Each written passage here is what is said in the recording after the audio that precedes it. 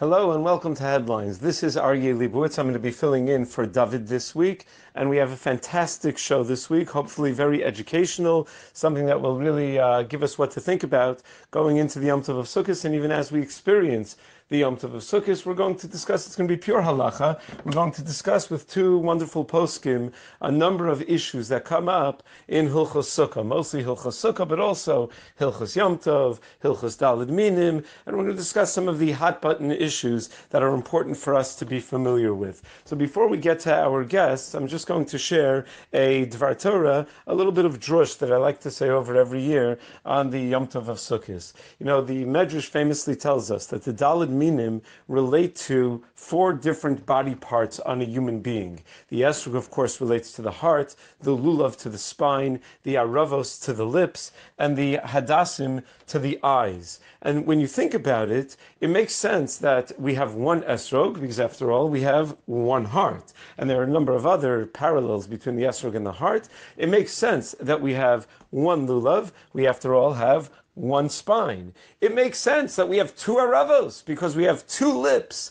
But given this context that each part represents a body part, each min represents a body part, it is somewhat interesting that we have three hadassim when in reality we only have two eyes. And not only do we have three hadassim, the whole chiyuv of hadassim is that it should be mishulash. When you buy your packages of hadassim and you look at the, what the difference is between the muhudar and muvchar and mafuar, there's nothing that's like, shvach, everything sounds great, but there are different levels. What the different levels represent are how high it goes up being mishulash. Is it mishulash kashir chazanish, mishulash kashir grachnoe, is it mishulash bekulo? So the idea that three leaves come out of a single spot, and the leaves are shaped like eyes. So it's like three eyes. It's almost as if the halacha is trying to draw our attention to the fact that a Jew in some way is supposed to have three eyes. So I always thought to explain al derech drush that in fact a Jew does need to have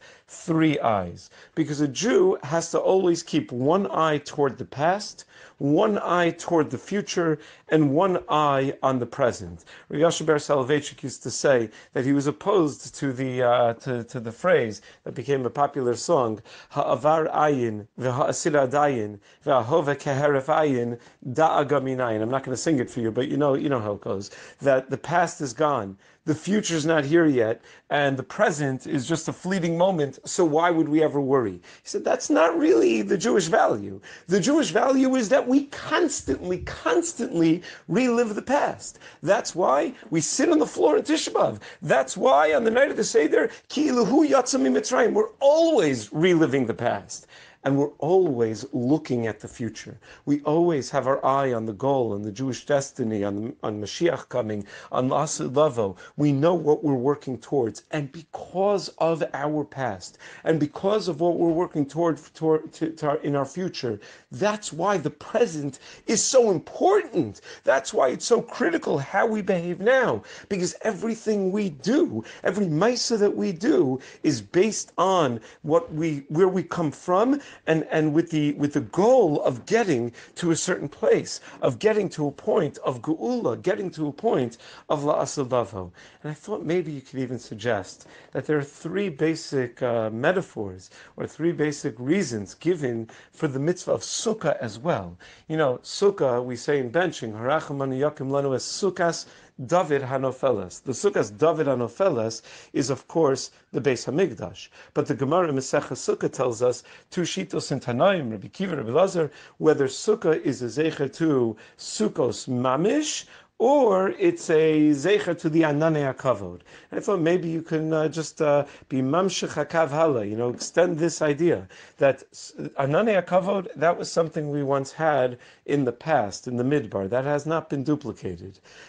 Sukkos David Hanofeles, Yakim Lanu as Sukkos David Hanofeles, that's the future, when we're going to be able to build another Beis Hamikdash, we're going to be able to build the third and final Beis Hamikdash. Sukkos Mamish, that's what we're sitting in right now. That's what we fulfill our mitzvah with. So a Jew keeps his eye toward the past, the future, and that's what makes the present so important. And when you think about it, that's really what makes the whole Yom Tov of Sukkos so special, and perhaps what makes it so unique.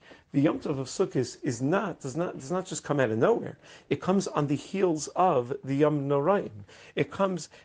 The celebration of Sukkos can only happen, that true simcha that we have in Zman Simchasenu can only happen after we had Mechila and Slicha and Kapara, after we had a Yom Kippurim.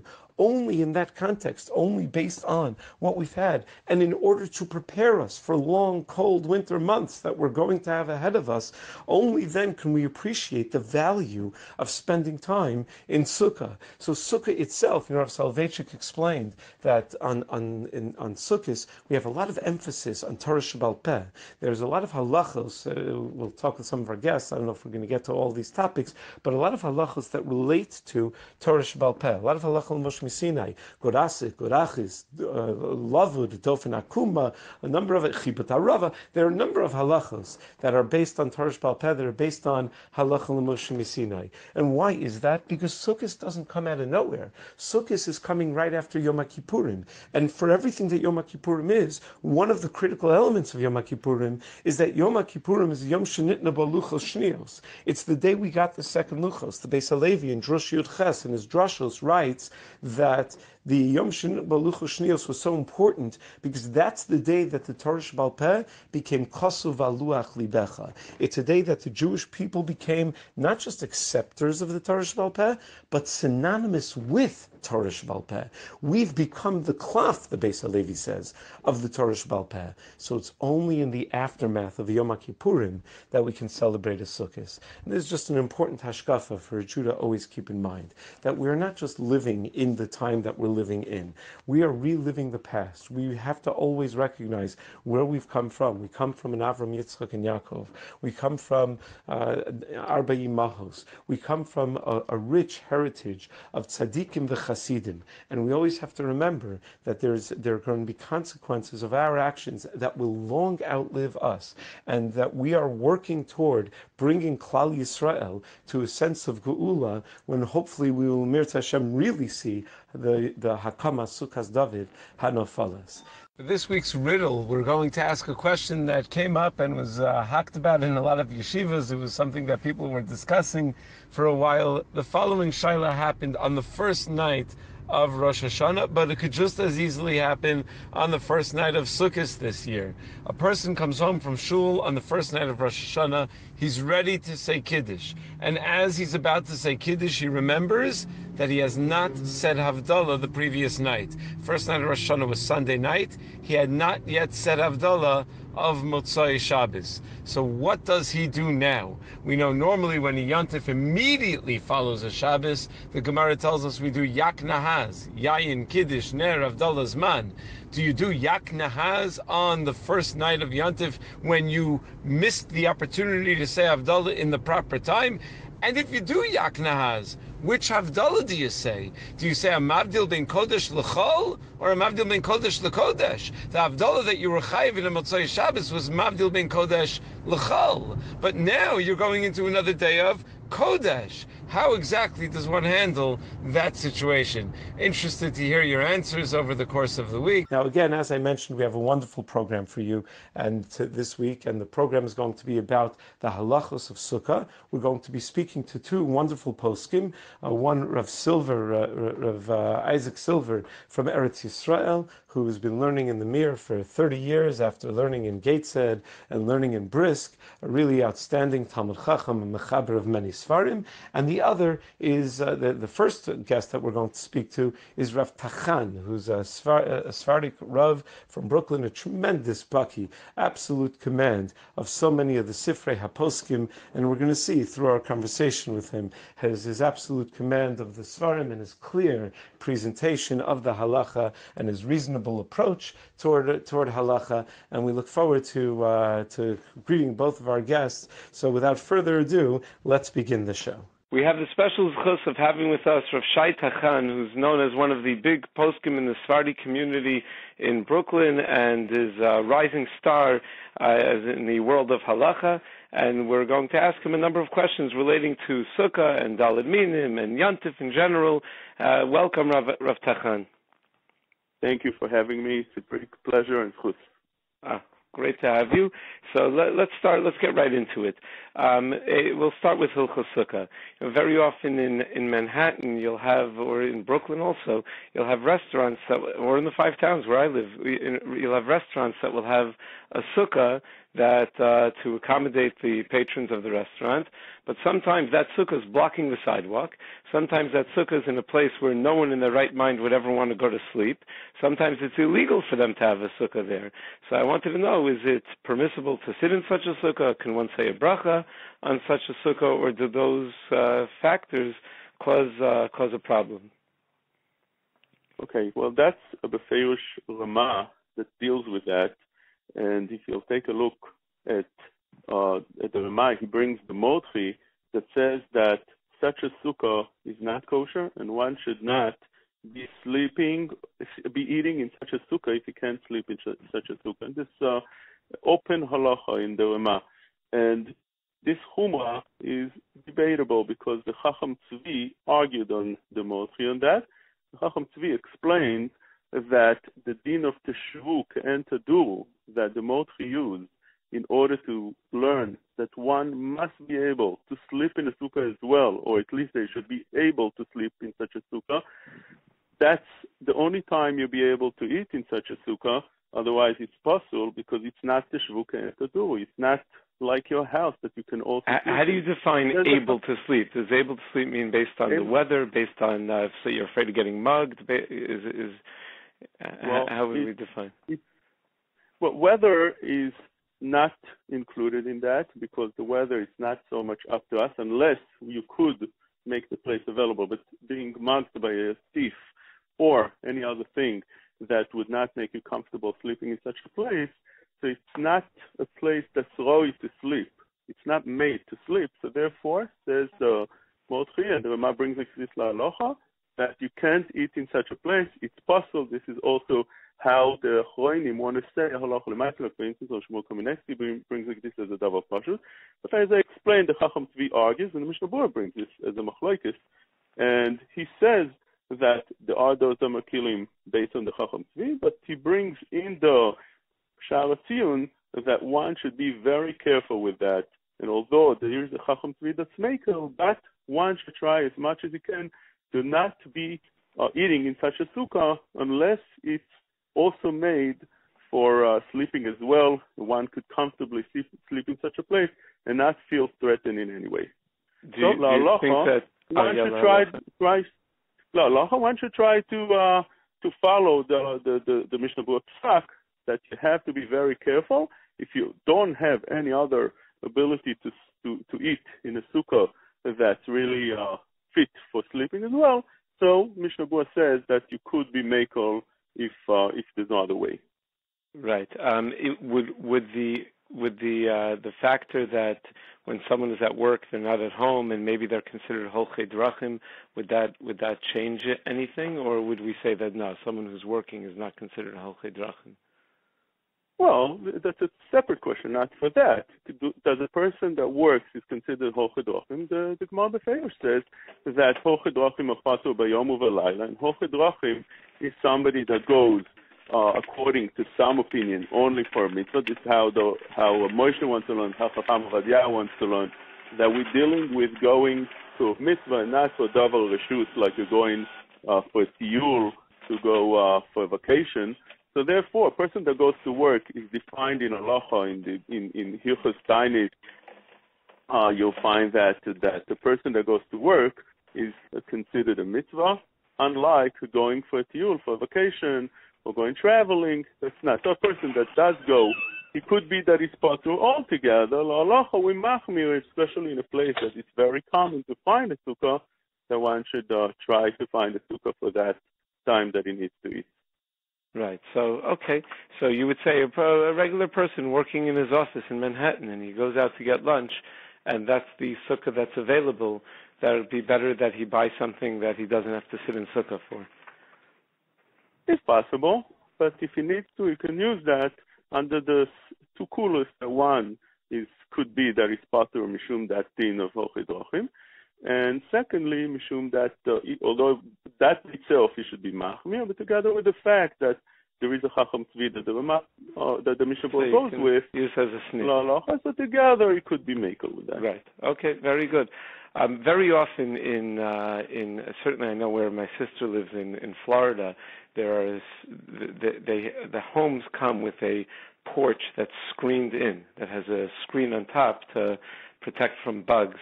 And what people like to do is to just lay out the schach on top of the porch, leaving the screen there. Is that kosher? Is there any? What are the issues with a screen that's there to protect from bugs being on top of you when you're in the sukkah?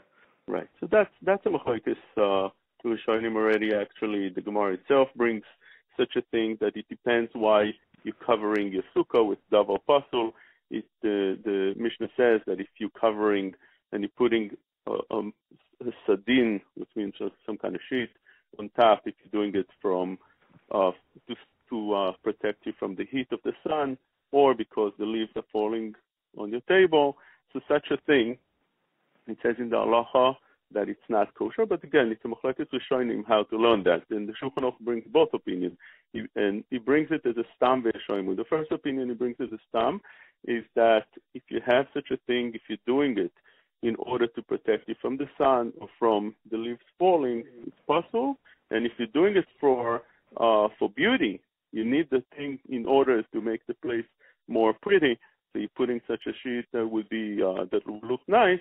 That's permitted as long as it's within the 4 tefachim. That's the first opinion. Then the Shulchan Aruch brings it as a yesh oimrim, a second opinion that really says that although you're putting it mishum the chama on the shal, which means the sun or the leaves that are falling, it's still kosher as long as you're not putting it there to hold the schach, which means if you wouldn't have it, the schach would fall and you wouldn't have the sukkah kosher within the 7 days. So it really protects and holds and supports the schach. So over here, we have a stam ve'yashayim. How do we paskin? It seems like lechatchila, definitely a person should not have one of those at all on top, on the bottom of the schach, even within 4 tefachim. But if it's, let's say, raining and one wants to sit in the sukkah and be mekayim the mitzvah, according to the second opinion, since the schach is kosher and it's not, and the sheet that is put there is not for support, so one is allowed to put it and be able to sit in the sukkah as long as within 4 tefachim to the schach. And this is how the Shevet HaLevi says, halacha l'maaseh, that when it's raining, one should put that sheet on top and protect the schach and be able to sit inside, protect not the schach, protect the sukkah from the rain, so you can sit inside. So why would you need to do that when it's raining? When it's raining, you're parted from sukkah anyway. That the Mishnah says Hashem is pouring the kiton al panav. Why would it be necessary when it's raining at all? That's true, but a person that wants to be mekayim the mitzvah, he wants to do mitzvah Hashem. When there's ability, is that a kiyum mitzvah? Is that a kiyum mitzvah? According to the second opinion in the Shulchan Aruch, it seems like one could be mekayim like this the mitzvah, and therefore, since you have such an opinion, says the Shevet HaLevi that one should try to do as much as he can in order to sit in the sukkah in a permissible way and be mekayim the mitzvah. According to that opinion, you mekayim the mitzvah, and therefore I'm just saying that screen that they have, mistama, it's made for beauty. It's not made to protect the schach and make the schach still stay there. Otherwise, if the schach really lies on it, and that's what. No, they have other things that hold the schach. It's not maimed the schach. It's there to protect from bugs, because from mosquitoes and the like, especially with the West Nile scare and all the other the Zika scare that they had in Florida. Right. So they have to protect from the bugs. I think that's what. Right. That's what so according you say according to the Yesh Omrim. But normally stam and Yesh Omrim we pass like the stam. But you're saying that that is a big discussion. It's not so pashut, because although Chacham Avadia goes with like that very, very strongly, the stam ve'yesh omrim is like the stam, and he brings a Rama Mipano that seems to say like that.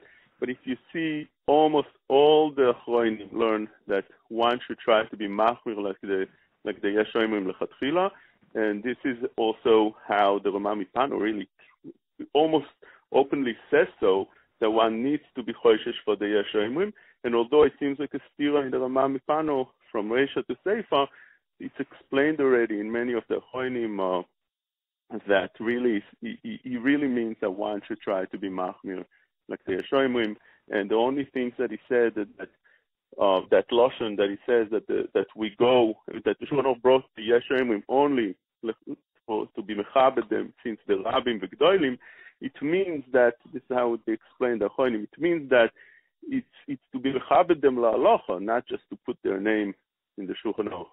And but is there a difference? Is that perhaps just to be choshesh l'chumra, but not to be somech l'kula niyeshavim? True. Sometimes. This is, by the way, this is the explanation of Ezra Atiyah. It's brought down in the Sefer or the Sefer Chai in the beginning. Now the Hakdama that they brought this in very nicely. Yes, l'kula it would also apply sometimes, but let's say it's a hefsed merube, so you need to use such a thing. So you'll use the Yeshoim. Over here in our case, definitely that it's either you'll have a mitzvah, you don't have a mitzvah, Shevet HaLevi, and also they say that because Moshe learns like that as well, learns that one should try to put that schach when it's raining. But obviously, over there, if it's dangerous because of the mosquitoes you're talking about, the Zika, and achinami. Otherwise, if it's really not dangerous, or the danger is not imminent, which is also a discussion, what's considered dangerous? Not everything is considered dangerous. You have to have some kind of real danger, and I'm not sure what goes on over there, but unless it is a real danger, one should have the schach open, right, or the screen open, so the schach will be open and exposed. Okay. Moving on to a different sukkah topic. When you go into any of the local stores here, I'm sure the same is true in Brooklyn, where you live in Brooklyn, right? Yep. We go into any of the local stores, so they sell a lot of beautiful decorations with pictures of Gedolim and all sorts of tfilos and Rishpizin, but they also sell a lot of decorations that were quite clearly not made originally as sukkah decorations. They were made as decorations for non-Jewish people for their holiday seasons, lights that flash and things of that nature. Is there any issue with using that as a sukkah decoration, given the intent of those who made it? Well, I'll tell you what, the Shevet HaLevi speaks about this, and he says, he brings that the Shulchan Aruch does say in a couple of places, one of them, for instance, is in Yoredei Kuf Lametes, that ner shel elilim, ner shel avodah zara, you're not allowed to use. You're not allowed to use for a mitzvah. And what's considered a mitzvah, like for instance, Shabbos candle, Hanukkah candles, in the shul, you want to light it in shul. So it says befeirosh you shouldn't. But Shevet HaLevi explains that is only true when they lit it already for the avodah zara. And now they extinguish it and you want to use that candle, that's already mevuzel, a mitzvah. But when we're having something that was made in a factory and was never lit for avodah zara, it's like hazman alav milta, the concept of hazman alav milta. It's made in a factory also where there's no human hand over there. It's just done in such a... The Shevet HaLevi says it's fine, but in my opinion, if you can tell from the decoration that it's a avodah zara decoration, which means it's for the holiday, and it's very visible, you're not going to put a Santa Claus a picture because it's made in such a way. But if it's a decoration that they use for the holiday, but it's really not, you can't tell, so there's no problem at all. Right. Okay. Moving on in Hilchos Sukkah, the Sukkah could be an expensive yontif for a lot of people, and thank God we're more affluent probably than the Jewish people have ever been, but still it's very challenging for a lot of people to make the yontif.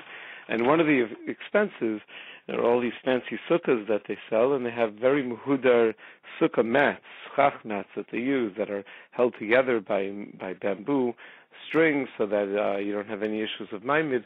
But a number of years ago, one of the Batei Din in America came out with a psak that if you go to any Home Depot or Lowe's or any basic home store, they sell bamboo mats not made like in the old Chinese mats for lying on or for sitting on in Kabbalist Medrash or anything like that, but made for like fencing around the property, and they're extremely cheap.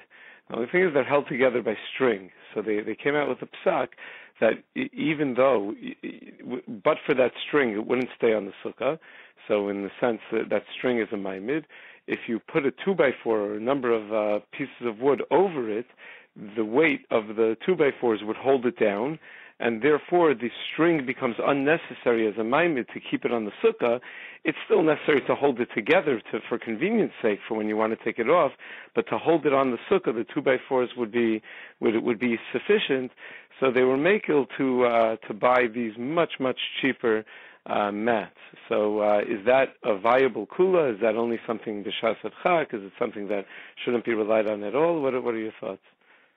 Well, the halacha, this is halacha in Siman Taf Resh Kaf Tes, when it's speaking about the Schach, which Schach is kosher and which Schach is not. And it says that machzelis, the mat, it depends. Sometimes it's mekabel tuma and sometimes not. And the Shulchan Aruch says that it depends if it's small, unless you know. If you know it's made for shchiva, for lying down on, then for sure it's mekabel tuma. You know that it's made for something else, then you know for sure it's not mekabel tuma. But when we're dealing with stam, when we don't know, you walk into a store, you don't know what it's made for.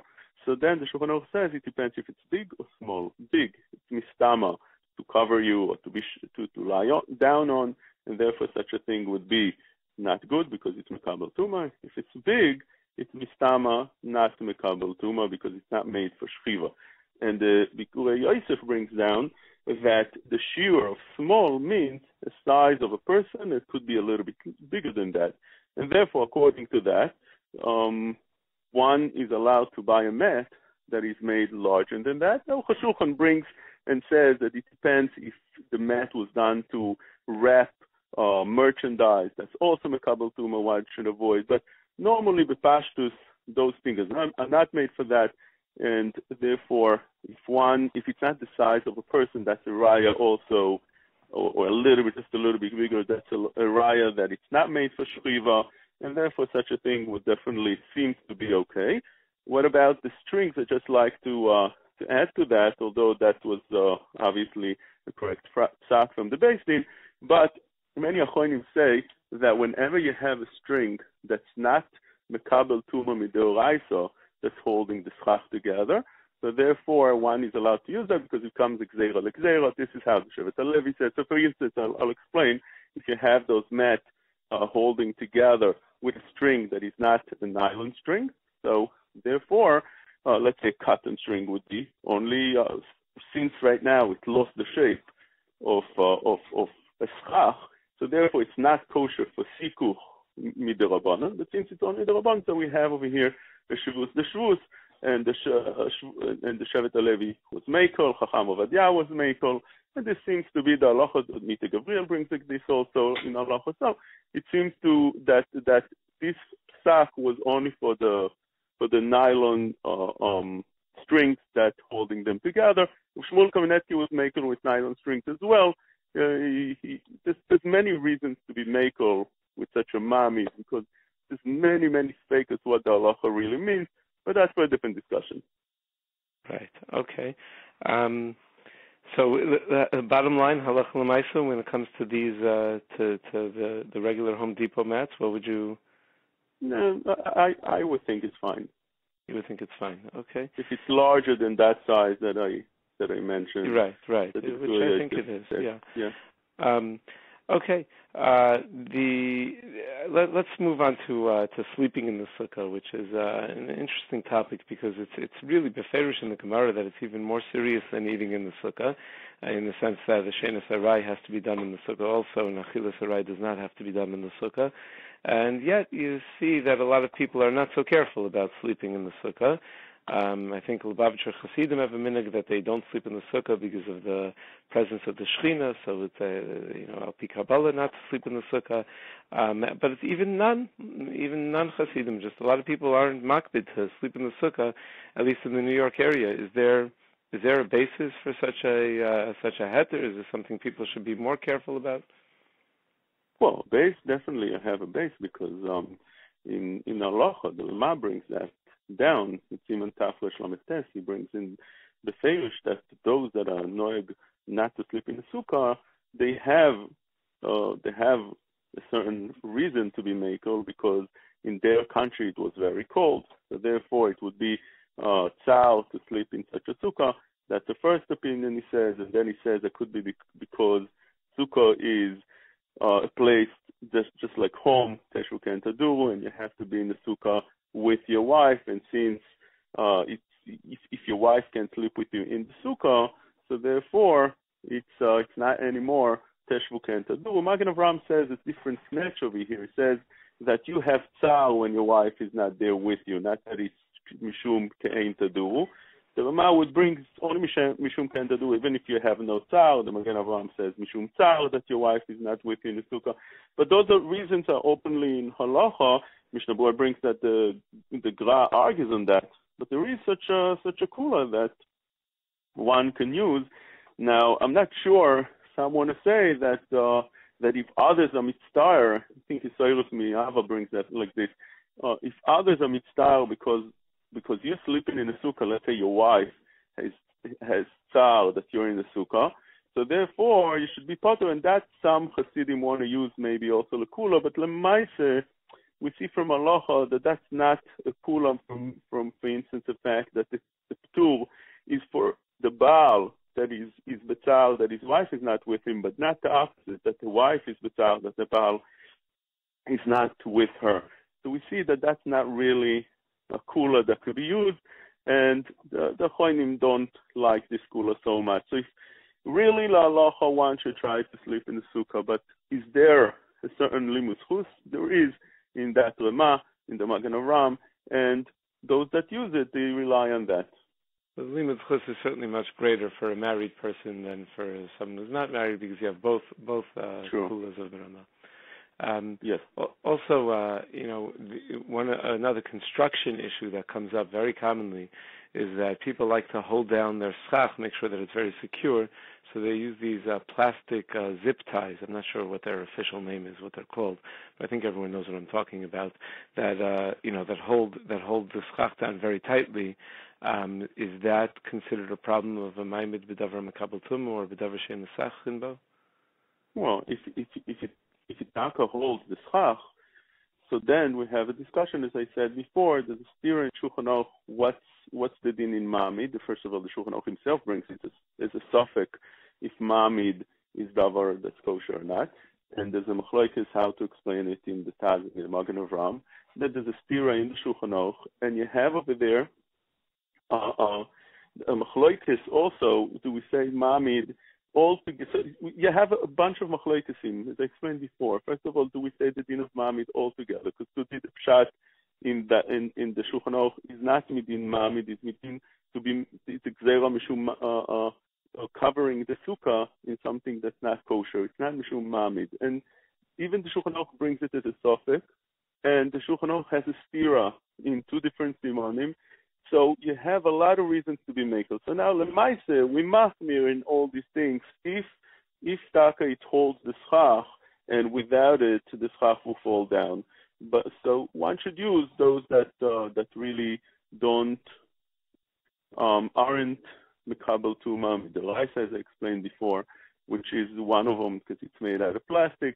But if it's not so, if it holds without it, and let's say it's just there to make sure that if there's a ruach she'eino mitzuya becomes all of a sudden very, very windy, so that would protect it from falling down, then one can definitely allow such a thing because it holds even without it.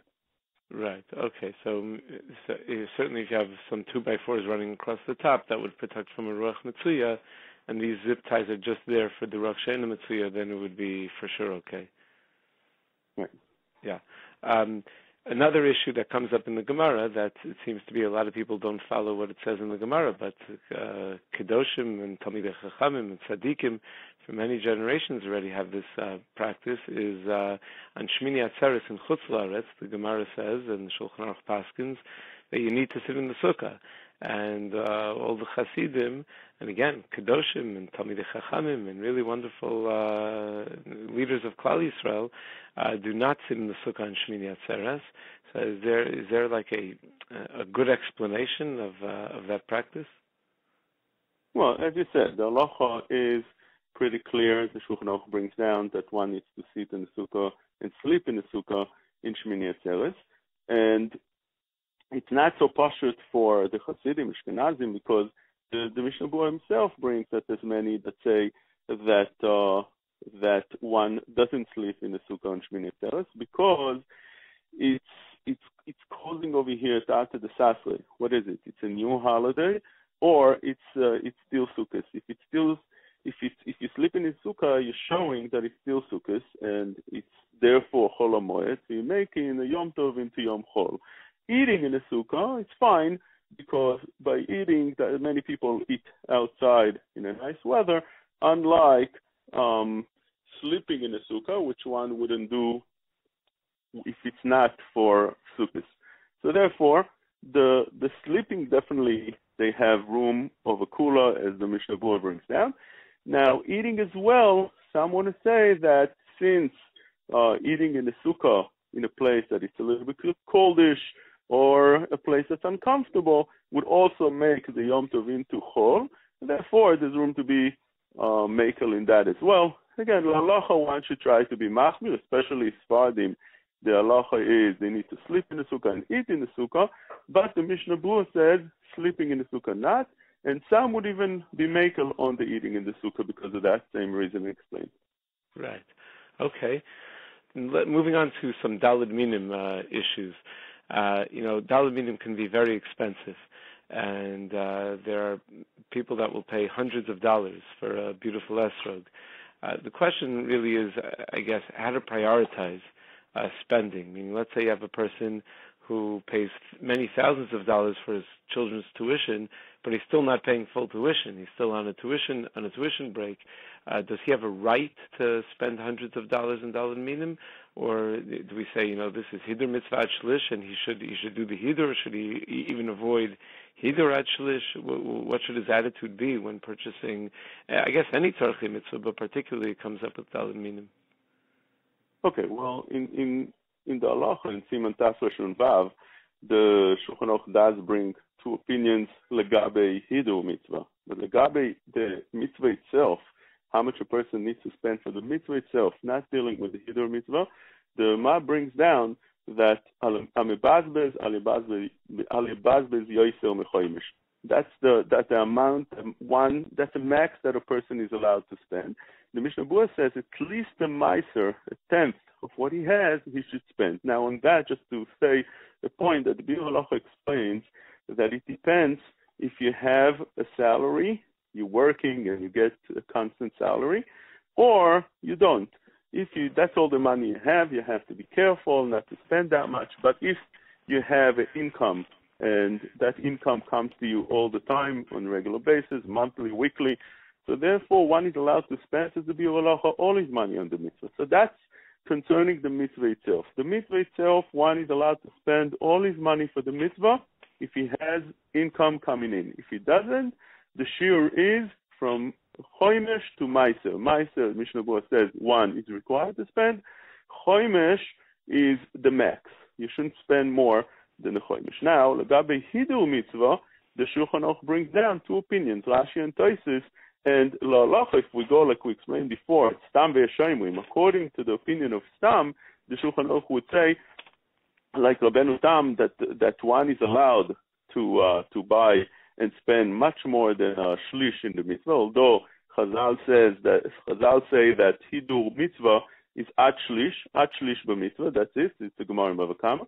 But there's a machlekes over here, Rashi and Tosfos, and la'alach. What does it mean? It means that from what you intended to spend or from what you bought already, or it means that only if you bought something that's a minimum size that you might, during Sukkos, the esrog would become a little bit smaller, and therefore you wouldn't be yaitzer with it. So only then you're required to spend more for that. Since that's the way we paskin, like this time. So even on the hidur, one is allowed to spend more than the shlish. How much more? I guess it goes also again to the essence of a mitzvah of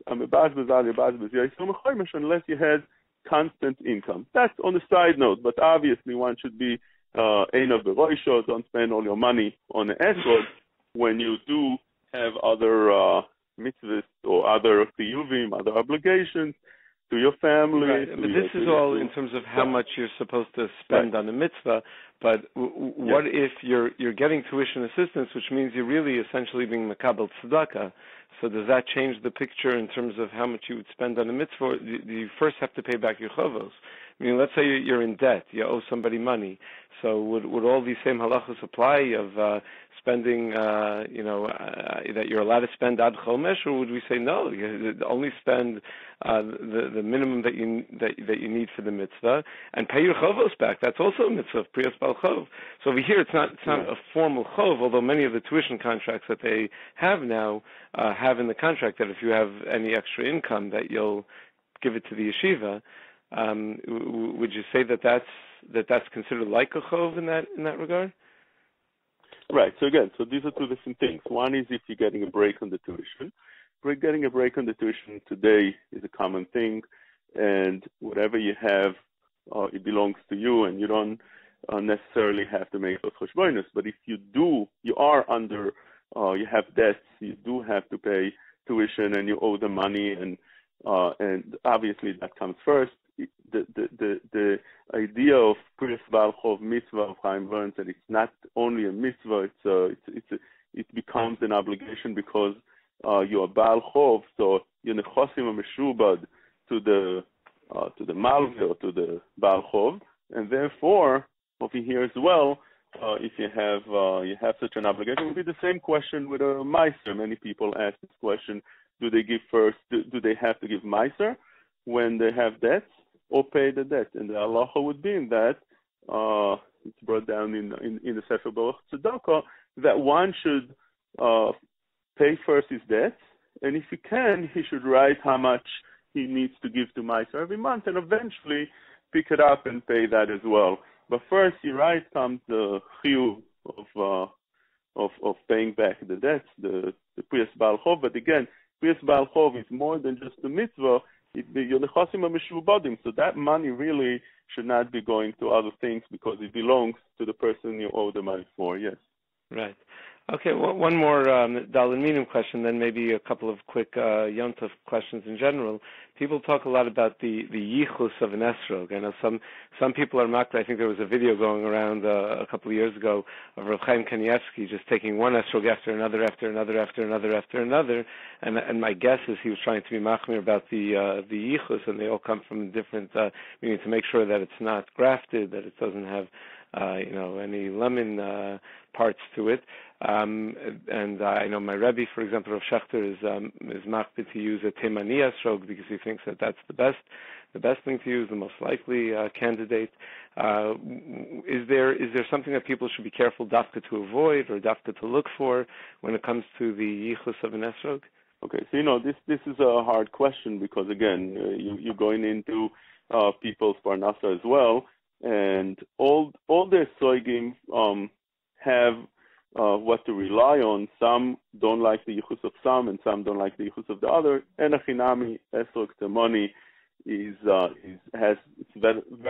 muchzak, and many gedolei ador vouch for it. Chacham Ovadia said that one should be only with esrog temoni. Many held that the Moroccan esrog is definitely with a yichus of being bilti murkav.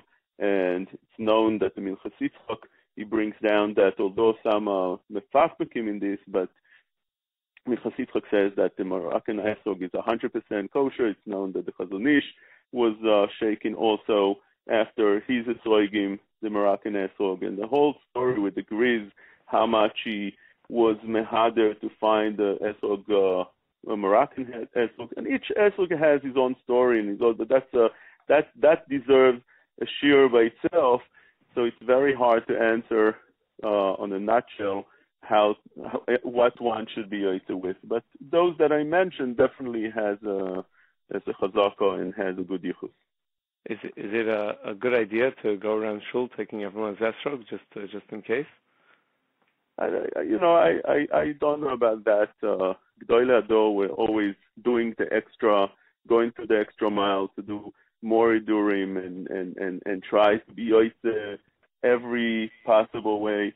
but I think if the halacha doesn't require to behave in such a way for the amonam, person that really has an esel gut yichus doesn't have to worry that maybe yes, maybe not, and it also has to do, unless you mamish Yerushalayim like those doileador, it has to do also with OCD when you see people running around and trying to do everything. Unless a person is really, you see that he's mamash medakdek b'mitzvahs and that's what he cares about. And many times it's not a healthy thing.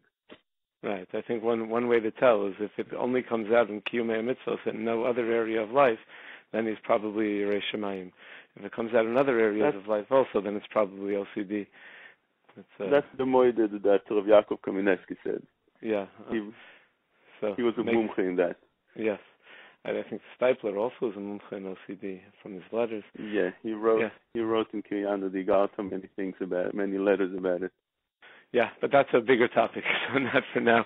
I want to touch upon at least one, maybe two issues relating to Hilchos Yom Tov. Maybe I'll couch two questions in one, and that is the pasuk in Chumash tells us that anything that is ochel nefesh, you're allowed to do malacha for the sake of ochel nefesh, and the Gemara says that it has to be something that's shavel l'kol nefesh, that people universally enjoy. So based on that, the Mishnah tells us, as you well know, I'm not telling you anything, just for the benefit of giving the background, that a person is not allowed to bathe kol gufo with hot water on Yontif because you can't heat up water for something that's not shavel l'kol nefesh, and bathing your whole body in warm water was not considered shavel l'kol nefesh. It wasn't something that was universally enjoyed.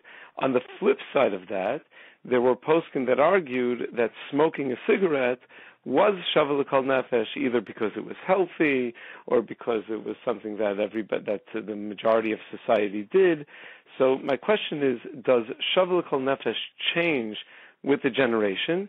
And if so, would that mean that nowadays that the majority of society, certainly in America, does not smoke cigarettes, and it's certainly not healthy, that leaving aside any isser it might be throughout the rest of the year, that it would be an isser d'oraisa of chilul yantif to smoke a cigarette, and also would it therefore mean that nowadays, certainly again in America, where people typically shower, if not every day, almost every day, that heating up water in order to shower now becomes shavel kol nefesh and would be mutter? Or do we say, no, this was kavua? I think Dabritsina writes in the Tshuva that once it's determined what's shavel kol nefesh, it doesn't change, that it never changes over time. So which way would we say, and are these two ramifications correct? Right. So the cigarette smoking is a good question.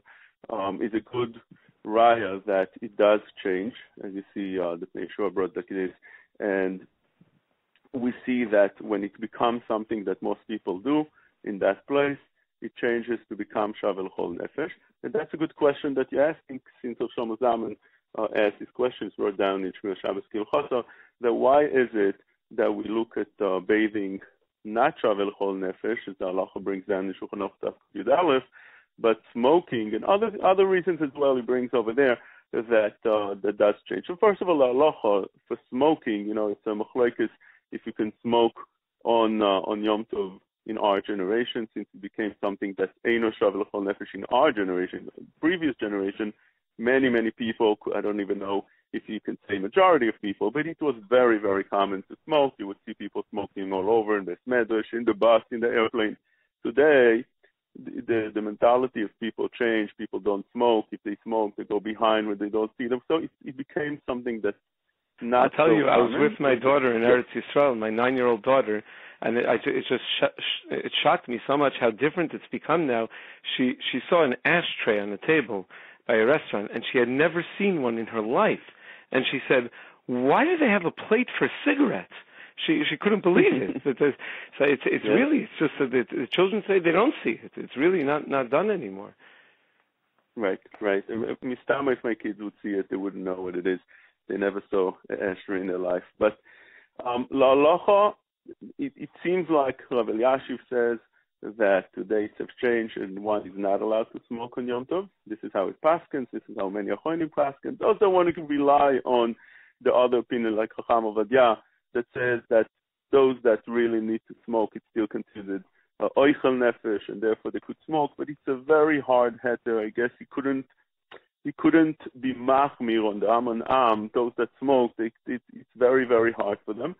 So therefore, there are limudei zkut, but lemaisa halacha pshuta should be, one should try to be machmir, like Rabbi Yashiv said, and this seems to be the opinion of majority of the poskim. Legabe showering, it's an excellent question, and really the question is better than the answer. And the question is asked by many of the Gedolei Hador, why it should today bathing should be changed, and one should be able to take a shower with hot water. And each one says his reason why not. Rav Nissim Kareli says the reason you said, that this is the way it was nikva in the time of Chazal, that it's not travel chol nefesh to take a hot shower, and therefore it's asur. And others want to say that it's a pinuk to take every day, it's not really needed. Rav Shlomo Zalman brings down in the Sefer on Shulchan Shlomo that the story is down on the bottom on the Oris, that they asked Rav Shlomo Zalman that today it should be shavel chol nefesh to take a hot bath, and he agreed. But although he agreed, lalach lemaise he passed in lechumra, and kol Gedolei Hador passed to lechumra. And although we have many reasons to be makel on showering with hot water, this is one reason, the shavel chol nefesh. Other reasons, that could be the water is heated up, begrama, or Lefion brings such a thing. Rav Yitzchok Yosef has a whole tshuva and ma'aracha to be makel. But although there's many, many reasons, I have shiurim on this, bringing one reason after another. It's a whole, you need to speak about many, many points in this. But although there are many reasons to be makel, it's very hard to be makel against kol Gedolei Hador that stood still and said that one is not allowed to take a hot shower.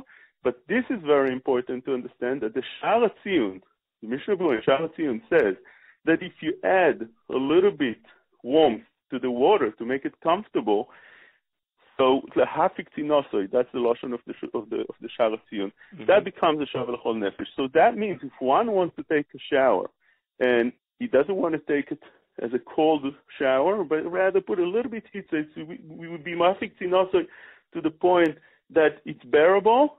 The Sha'ar HaTziyun, which that's a Mishnah Berurah, that's a heter, that's a berevach. One is allowed to do that, and even the isur that the minhag of the Ashkenazim that the Magen Avraham brings down, the Mishnah Berurah and Shin Kaf Vav, that one is not allowed on Shabbos to go inside the water.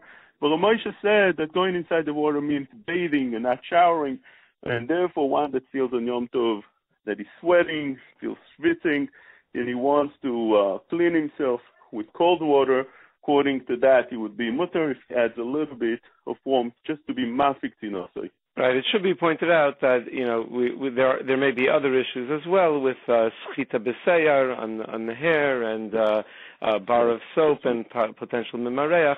But just in terms of just going into the shower, right? That's what we were. I just want to ask you one last question, if you don't mind.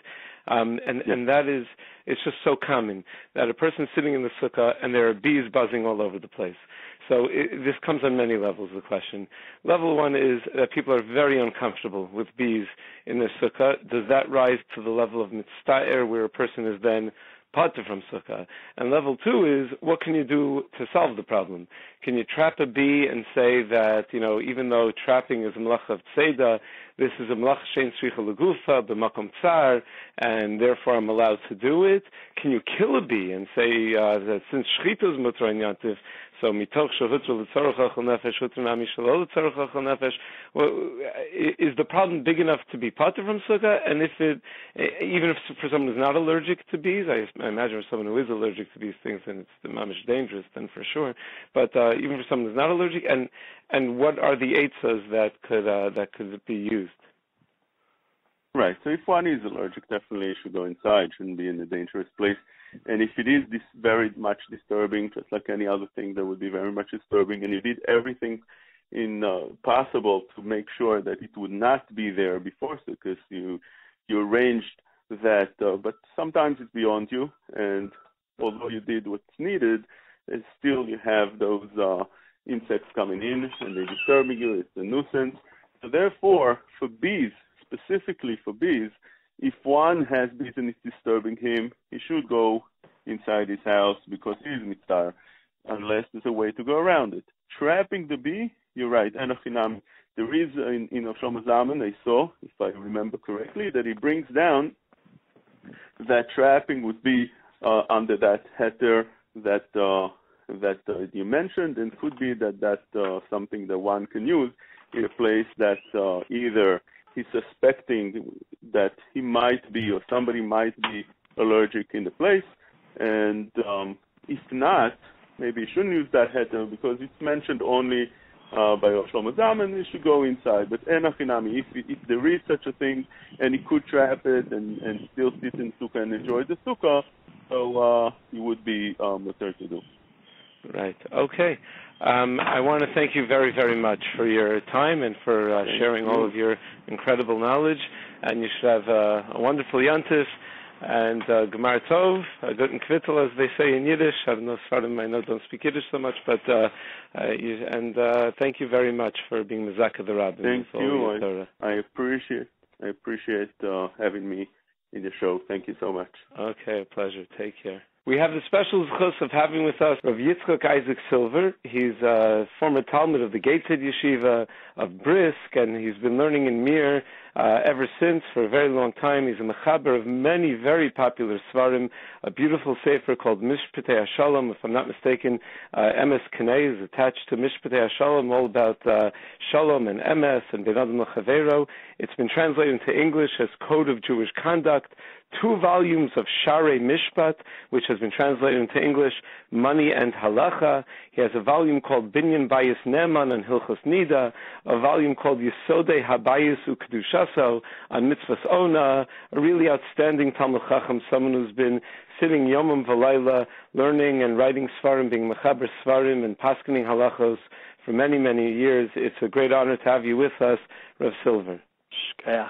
I want to start just by asking some Hilchos Sukkah questions, and then maybe we'll transition into some of the other topics relating to the Yantif.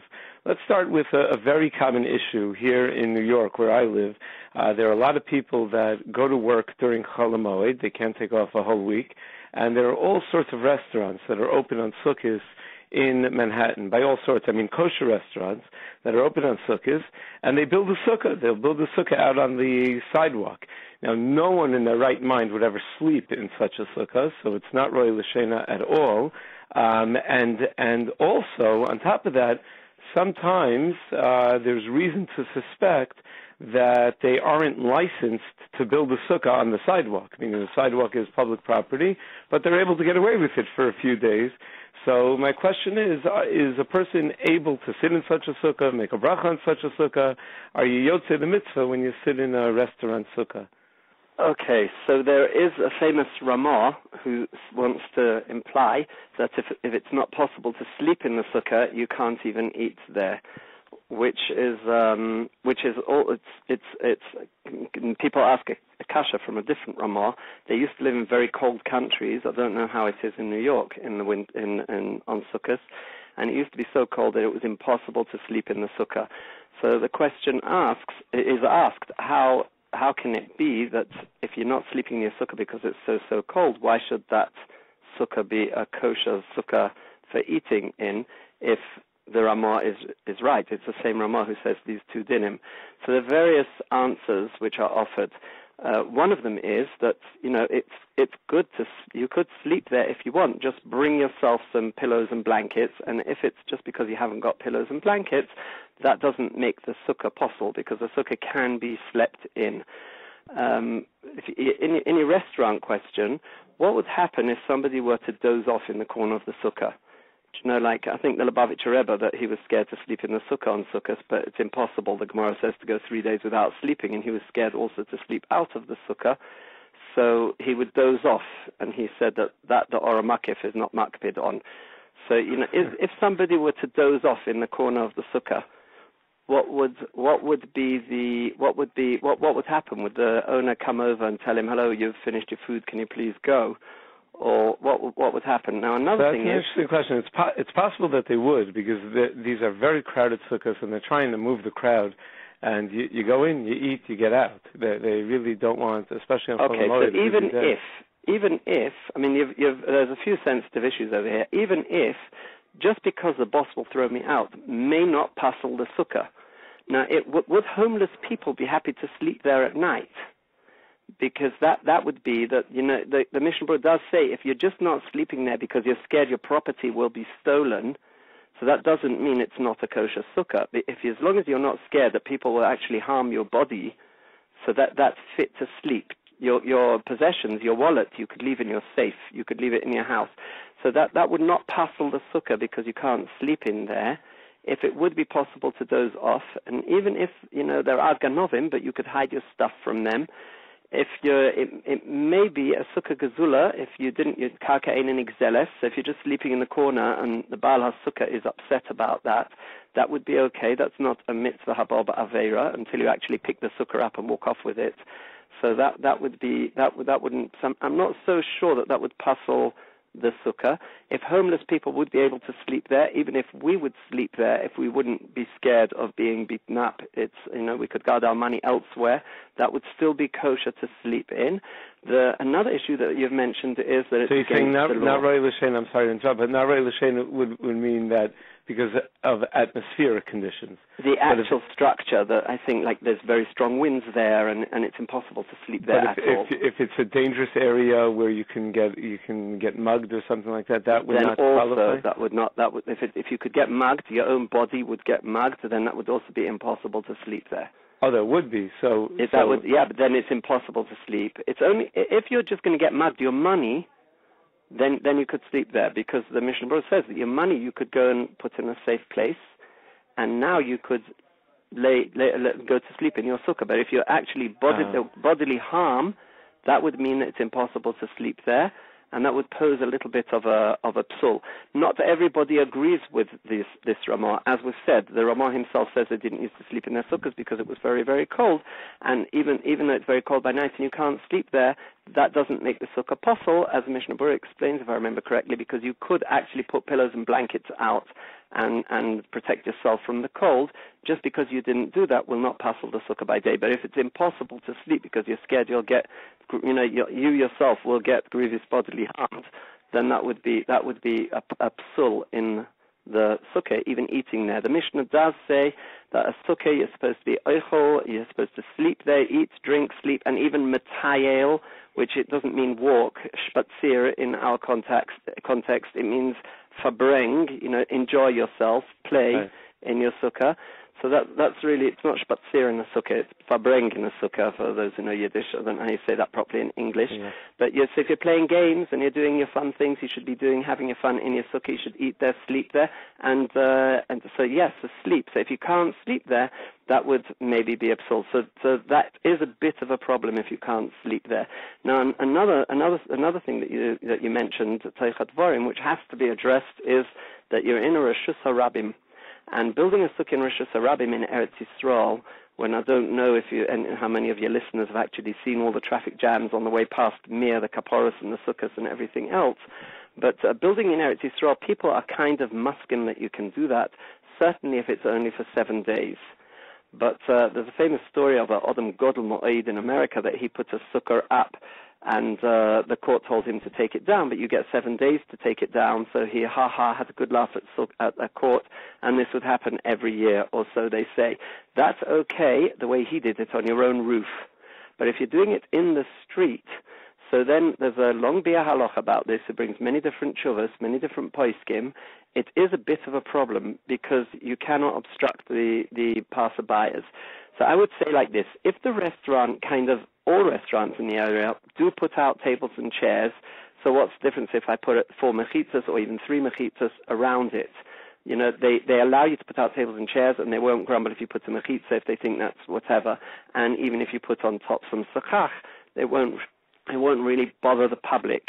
If it bothers the public or the authorities, had you been in Switzerland where you put up such a structure and within 10 minutes there'll be someone here from the council with giving you a big fine, so that would be a problem. Even if, I've got 7 days to take it down, that would be a problem because you built Usually, the Sar Ha'ir is not makpid. They used to live in little shacks, and even when they did live in towns, there was a lot more space for the horses and wagons than there is nowadays in Manhattan, and it didn't bother people too much. So if it's a kind of restaurant, a few tables and chairs outside, doesn't bother the passerbys, you never get a ticket from the council, it shouldn't make a big difference if you're putting some mechitzas around it. So can I to be clear, is the chiluk that you're making, the distinction that you're making between a zoning violation that doesn't really bother anybody, but it might be illegal, versus something that's actually getting in the way of people on the property that they're allowed to use? That's correct. The chiluk. Okay. It's a big part of the chiluk. Now, you could always have one or two bad-tempered people who hate what's going on and always complaining about everybody's violations.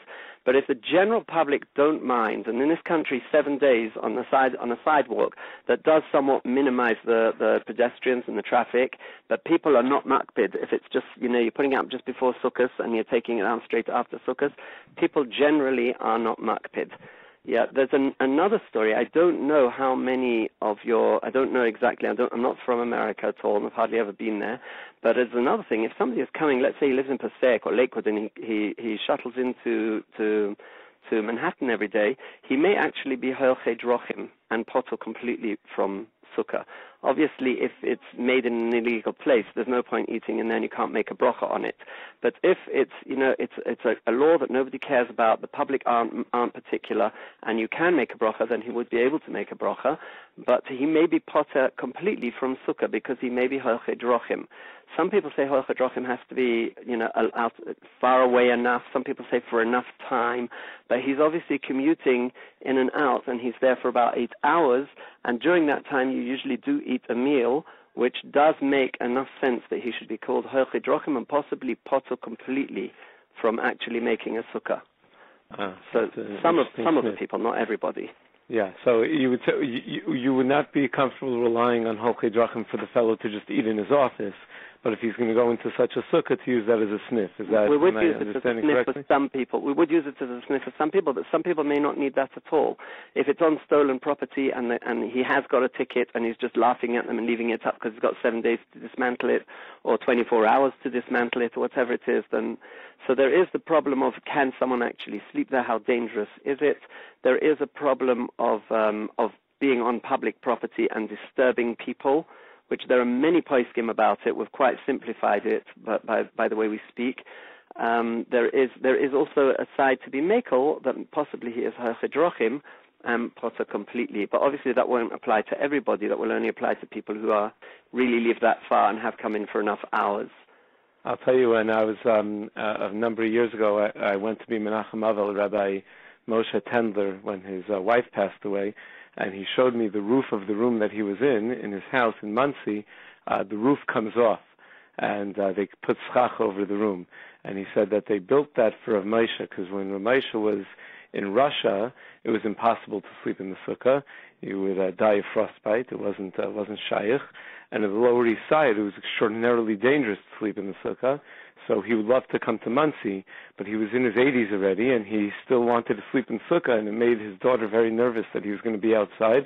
So they built the room in such a way where they could take off the roof and take off the ceiling. Yeah, when I was growing up in London, also many people had that kind of arrangement, and it's very affluence is something Baruch Hashem we're blessed with, and people building mikvahs in their house or pools, they could certainly build some kind of, in this country there's a mirpasot that you could just remove the roof one way or another. And certainly that's a very good way of sleeping in the sukkah. Many people do it if somebody can. Yeah, but we haven't really spoken about sleeping in the sukkah yet, and we haven't talked about restaurants with removable ceilings either. Right. Okay. So once you bring up the topic, let's talk a little bit about sleeping in the sukkah. In Eretz Yisrael, it's the nicest time of the year. The weather's beautiful, and it's very comfortable. When I've been in Eretz Yisrael for sukkahs, it's extremely comfortable. What if you have a person in New York where I know many people will, if you ask them, do you sleep in the sukkah, they say the first night. And then I wake up with a cold, and then I don't sleep in the sukkah the rest of the time because I have a cold. Is such a person required to sleep in the sukkah the first night? To what extent is there a particular temperature? Is it dependent on the person? This person, when it comes to buying himself a new kitchen, sometimes it might not be every year, but even if it's every 5 years. Everything's very well planned, and there's no shortage of money. And when it gets to a mitzvah like Sukkah, which is 7 days of your year, some of these people are, not everybody, but some people are going on holiday maybe 50 or 100 days a year. You're talking about a real holiday, Sukkos, and you'd expect people to invest a lot more in just this kind of excuse. On the other hand, if that's his level of Yiddishkeit, and that's the way he is, his holidays he enjoys Olam Hazeh, but when he gets something Ruchnius, he doesn't realize that's the cash he'll be taking with him to Olam Haba. But okay, so sleeping in the sukkah in this country, like you acknowledged the Ramah had said. You said before the Ramah had said that when it's freezing cold. Yes, so the Ramah is melamed zechus on the people who don't sleep in the sukkah. He asks why do people not sleep in the sukkah, and he looks for an excuse, and he speaks about the cold, and then he speaks about another issue. The other issue is that the Sukkah Teishvu Shivas Yomim, the Gemara says in Erchin, and that everyone's chayav in Sukkah, Noshim, Koyanim Leviim Yisraelim, and the Gemara says, why Koyanim? Of course, why not? And the Gemara says because they're so busy with the Avodah, they may not be able to be Mekayim, Teishvu Ke'en Taduru, with their wives, being Mekayim Mitzvah, because they have to be constantly on call to eat kodshim and be in the Beis HaMikdash. So that's why there was Havamina that Kohen should be actually potter from Sukkah, because they can't be with their wives. The Ramah does not bring this Gemara in Erchin. I'm bringing it. The Maskonos Gemara is obviously that Kohenim are chayav, which means maybe they were Mekayim mitzvahs oina b'Bais osel or tam chacham mafa b'talisay right before Shkia and then toiveld, or maybe their wife was Moichel or whatever. But at the end of the day, there's another part of mitzvahs oina in Erev and Dafid and Gimel, even when a woman is not muteres. Just being able to have the intimate chatter is also part of mitzvahs oina. It's Rabbeinu Tam and Yavom Staf Samach Bais Omed Bais Divrei Ritzui, even when his wife is a nida, if that's what she needs, there's a chi of oina, and anything basically that makes your wife happy is going to be part of mitzvah oina, which is Maram Lublin in Simon Nun Gimel, and it's really already a rival that speaks about Merachim Oleha v'Shomro v'Oyava Kugufo Mchabdeyos Migufa being part of mitzvahs oina.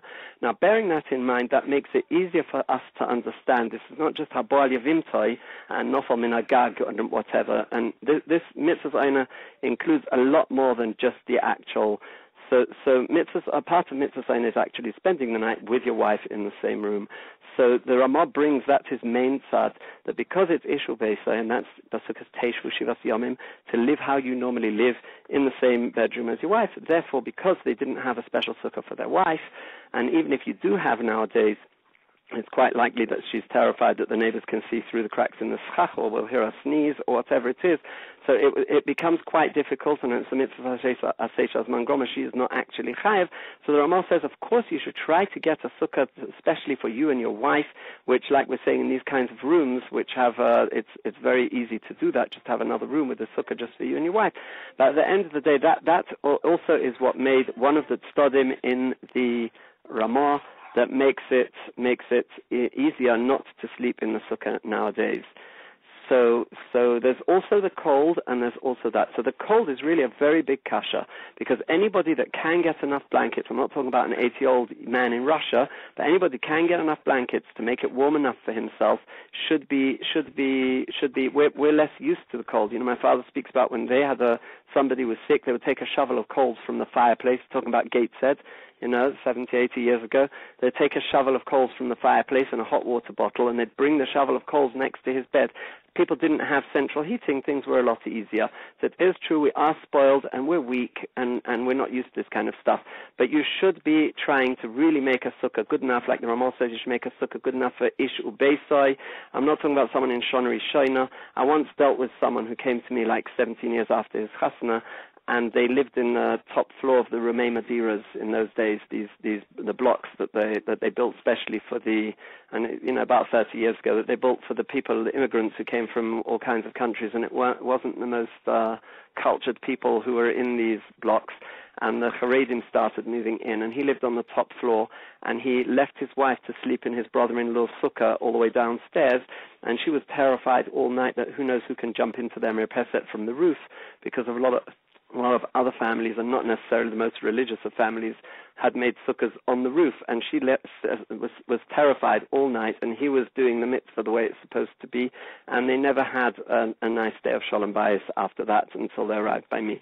So, it's not, there is a Rob in Bnei Brak, I'd rather not say his name without his permission, who kind of giggled and said, Shonari Shoina, you don't have to sleep in the sukkah because you have to be with your wife every night. And whether that means, as I'm saying, just l'rachem oleh ole shomra and oyavak gufa machabde yosmi gufa in the Raavad or in the Maram Lublin, anything that makes her happy, it is quite, although people do travel on business and to all kinds of places and different kinds of people have different levels of how much their wife is happy with that and how much she's not. But at the end of the day, the issue basically, so those are the heterim. Would you say even Shan Rishon if the wife is Mochel and says I'm fine with him sleeping in the sukkah, that he should still? I don't know many. I deal a lot. I'm in Yeshiva Smir and I deal a lot with Shan Rishon kind of people, and I don't know how many women can actually say Belev Sholem that they are Mochel, and because like you're hearing the whiplash or the backlash or whatever you call it. What happens later when a woman just says she's Mochel and it was much too hard for her, it doesn't always turn out good. Right. Now there is the people who are scared of the Ora Makif and they're not sleeping in the sukkah. Hasidim, like you said. Yeah, whoever it is. I remember once I had a guest in over here, was a Lebowitz in my house in Yerushalayim, and I had a 7-8-year-old boy who's a shtikle Eloi. And he asked him, why aren't you sleeping in the sukkah? So this fellow was like quite fresh, become frum, so he wasn't really very well versed in it. So he said, well, we're in Lebowitz, we don't sleep in the sukkah because of the Ora Makif. So this little boy said to him, but it's a Mishnah and it's a Gemara, and he rattled it all off by heart, and it's in Shulchan Aruch. And how can you do that? So he said, well, we do according to the Kabbalah. Well, it really wasn't a very balanced fight. A very young boy who's a massive Eloi and fresh Balchuva who's. But at the end of the day, regularly in the world all over, when it's the Shas, Bavli, Yerushalmi, all the poskim against the Zohar Kodesh, we don't paskin like a Zohar. There are various exceptions by the Mekubolim and by the Hasidim, but generally in Klal Yisrael we don't paskin like Kabbalah against Halacha. So if this person is doing it because he's an ignoramus, or if he's doing it because his Rebbe's told him, or if he's doing it as a mistake because he thinks the Zohar Kodesh is stronger than or if he's doing it like their Rebbe did it and tried very hard, didn't sleep out of the sukkah. Shinas Aryeh is of course also osa. Even a quick little doze off is osa outside the sukkah. So if you're just doing it out of amaratzis or thinking Zohar is the most important thing, which is maybe also kind of an amaratzis, whatever it is, then it's fine. But if somebody is really doing it because we don't believe in the Gemara and the Mishnah and the Gemara and the Shulchan Aruch, then I don't want to call him an apikoros, but I know some people who would be calling him an apikoros. Right. So would you say that a Lubavitcher Chassid should not follow the Lubavitcher tradition? I don't know. I'm not close enough to that to be able to appreciate those people. And one very important thing in life is if all of his Torah and mitzvahs came from there, the last thing in the world you want to do is tell him that they are apostle. Because you can't tell, if somebody catches his Rebbe doing a very big Aver and he loses all his trust in his Rebbe, so that could ruin him. And it could put him into all kinds of traumas and, feeling betrayed. But so it's very, very important not to just blow away when someone's whole Yiddishkeit came from there. And, I do know, like I said, that guest that we had, people whose whole Yiddishkeit actually came from there at various levels, and they're locked on their Lebowitz way of thinking. So you're not allowed to say something like that. So I was very careful. I hope I don't get edited saying there are some people who would say that if it's Amaratzis, it's one thing, but if it's blatant standing up against the Mishnah and a Gemara and a Shulchan Aruch and a Shulchan Aruch Harav, then it is, I remember my little pipsqueak, he actually brought him a Shulchan Aruch Harav and showed him inside that you're supposed to sleep in the sukkah, and the fellow was very puzzled, but he still didn't sleep in the sukkah. But he was only from for a year or two, and he didn't stand a chance against this little whiz kid who... I didn't plan on talking about Lebowitzer Minhagim, but there's another unusual Lebowitzer Minhag about Sukkah, and that is the Ramah writes that, based on Yerushalmi, Kol Patum and Adavar Vaseu Nikra Hedyot, so if a person stays in the Sukkah when it's raining, he's a Hedyot for doing so, and I think it's pretty yadua that Lebowitzer Hasidim stay in the Sukkah when it's raining.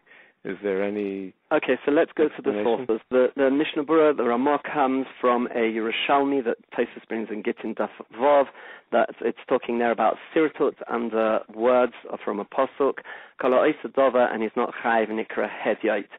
Sukkah is even worse because the Mishnah says, and the Gemara explains, that Moshe, if king to serve him, and he takes a cup and he spills it on your face, Eini roitza b'shimushcha.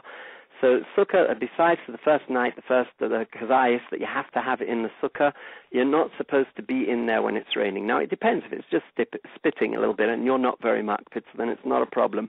But if it's gushing, then it would seem quite clear from the Mishnah and the Gemara. Again, I don't know of this minig. You're telling him, when I was a child, I actually learnt in Lebowitz, and we used to get cake with black crumbs in it that they told us was from the cake, that the black pieces were from the cake that the Rebbe gave out by the Fabring, and all kinds of other things. So I know a bit about Lebowitz, but not enough. So I don't know about this minig. But again, you do see in the Mishnah and the Gemara that Kosh Baruch Hu doesn't want you here in the Sukkah. Just go home. But of course, don't slam the door. Don't kick the Sukkah like the Goyim will do La'osid Lovay in the Gemara and Avodah Das Gimel. So don't do that. But you're supposed to walk off, and you're supposed to feel. It's not like someone has to eat on Yom Kippur. That has to be happy to eat on Yom Kippur because he's doing what Hashem wants. Over here, it is someone that Hashem said, I don't want your service. Leave me. And you're supposed to be miserable, but you are supposed to miserably go back to the house. Now, of course, we all know these situations, and all of us are chayvev mitzvahs, and we'll try and wait, like Kiddush Levana, for the clouds to clear. We'll wait for the rain to clear. Now, if it's obviously not clearing, we're very hungry. You've got guests who are hungry, and you're shorting your shalom aleichem because you want them to be able to eat already. Then then you may eat in the sukkah. That somebody who's in a meal and it's pouring, a cloudburst, or just showering and pouring, he is nikra hedyot for staying there.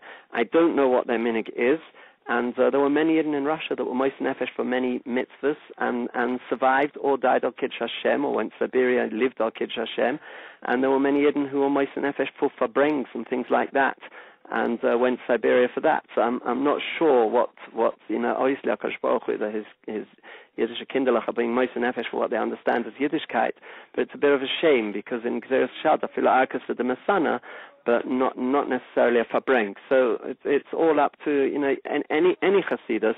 A person there is a certain tribal that we need to fit somewhere. Every Jew has to fit somewhere, and you have to wear the uniform. And if you're in the Navy or in the Air Force, you have to do what everyone is doing over there. But there's got to be free thinking in Yiddishkeit, which means opening the Mishnah, opening the Gemara, opening the Shulchan Aruch, the Noisa Kelim, and it could be a Shulchan Aruch Harav also, which is a very chosh of a Paisik and a lot of Lomdus over there, and they should be able to come to their own decisions. And can I just ask a distinction between two of the topics we spoke about? You had mentioned that if it's freezing cold, but you have the ability to get a down coat or down blankets and really keep yourself warm, that you have to do that. Cold is also a form of mitzvah. So why would we say that when it comes to rain, like the Ramah says, nikra hedyot, and we don't say put on a raincoat and protect yourself from the rain? Because rain is clear. Ad Mosai, it's a Mishnah, it's a Gemara, it's very clear. Any reitze b'shimushcha. It's like the master threw the cup of wine into the face of his servant and said, I don't want you now. So it's clear that you're not supposed to, and that's why the Ramosh delves through the famous Yerushalmi about sirtut of Kol Ha'Isadova She'enei Chayev Nikra Hedyot. Of course, if you tell me, I'm not Chayev Tzedakah, so it's Efshal Yedei Acherim, I'll leave this Achnas Tzorkim to someone else, that guest is a bit of a bother. No, you're not supposed to. You're supposed to try and get mitzvahs, even when they cost tsar. However, when you have a clear Mishnah and a Gemara, so then it's easier to understand. I hope I'm not offending anyone because I'm out of the book. I'm very unpolitical. I don't affiliate myself with any. As I said, I learned in Lebowitz and have a lot of Akaras Hatayv when I was a small child, and I not unaffiliated politically to any crowd. I'm just understand that your listeners are interested in very straightforward, dry halacha. Right. So that's. Okay, let me ask a different question. Moving on to a different sukkah-related topic. You mentioned before that people spend a lot of money on a lot of different things, and certainly they should spend that kind of money on mitzvahs, and that's certainly true. But there are also a lot of people that don't have a lot of money, And Yantif is a very big expense, and one of the big expenses that comes up is buying the most mehudar type of sukkah and schach mats, and people who are struggling, will have to pay for schach mats that are tied together, that are held together with bamboo strings. They'll pay an exorbitant sum of money.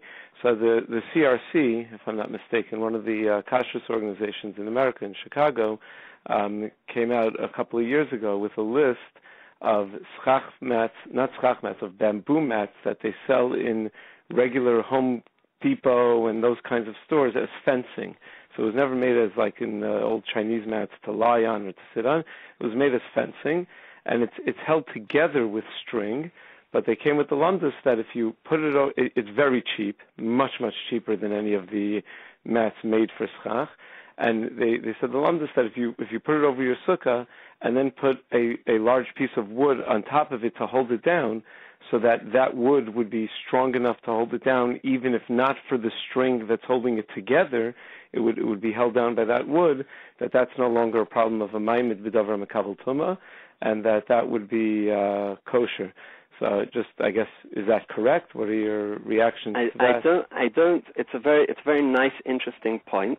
I was just wondering while you're talking, the string that holds the bamboo together is some kind of like a sieve, misoviv ledekel or something in this country anyway. And it's, I was just wondering why they can't like sell rolls of that stuff, or maybe you can get hold of it somewhere, and then just, why do you have to use that string? It would even be better to use plastic string that's not gedule karka, but not makabel tumah. So even in the sachin boy, obviously they see the string holding the bamboo pieces together as some kind of a mamid, and therefore if you have another proper mamid, then you're okay. So mamid itself is a machlekes haposkim, and what they're saying really is that it didn't become a kli by being strung together. Because it was never a kli, it was made of fencing. Right, and nobody sleeps on it, so it's not even makabel tumah medras. So the whole problem, they apparently, I'm only guessing, I've never seen any of their letters or anything, I'm only guessing. And derech agav, what I did want to say before about the restaurant Sukkos in Manhattan, I'm sure all these restaurants have hechsherim, and there are always local rabbonim. So you're calling up a young man from Yeshiva Smir who may also paskin on all kinds of things, but you do have to go to the local rabbonim and ask them what they're doing and what they're suggesting for their balabatim. Same thing over here. Once a Bais Din has said it, I'm sure it's okay. So I see this string as mamid, and what they're doing is they're putting a heavy plonk of wood on top, which is now doing the job of mamid, so I no longer need the string. It's something that I would like to think about, because that string at the end of the day was the first mamid, and when you did put the schach down there, it was with that mamid, and does the second mamid mafkia the first mamid? If you're talking like in this country, it's quite common. People use these azikonim, I don't know what you call them in America, these ties, little plastic things. Yeah, I was ask about that as well, yes.